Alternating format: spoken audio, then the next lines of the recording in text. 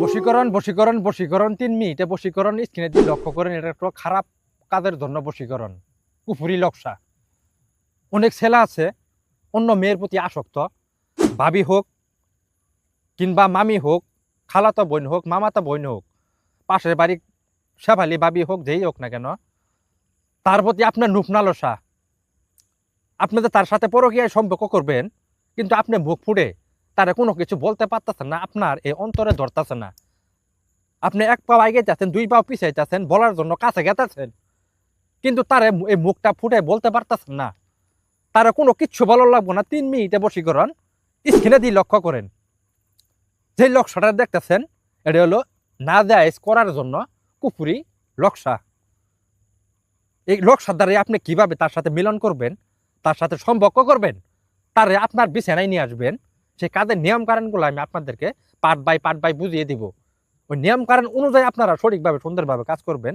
শনিবারের দিন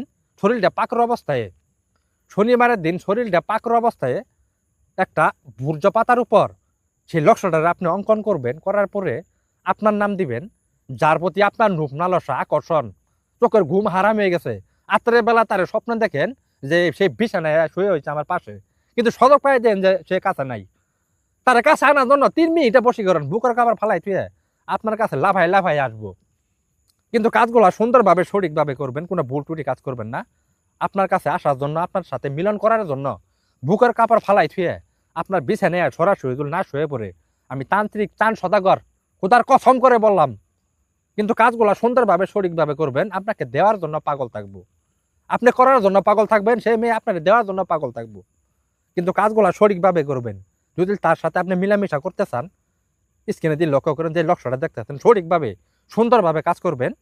বন্ধু করে গুলি মিস হবে, কিন্তু আপনার কাজ মিস হবে না। সঠিকভাবে কাজ করতে পারেন। জীবনে তন্ত্র মন্ত্র বহু বশীকরণ বহু দেখছেন। আমি যে তান্ত্রিক চান সদাগর যে নকশাটা দিতেছি এতটা পাওয়ারফুল, সে আমার দাদার কিতাব থেকে দেওয়া। বিদ্যাটা কিন্তু আমার দাদাই করছে, তার দাদার কাছ থেকে তার দাদাই করছে। আমি আমার দাদার কাছ থেকে বিদ্যাটা শিখছি, এই আমলগুলা দিতেছি সুন্দরভাবে সঠিকভাবে।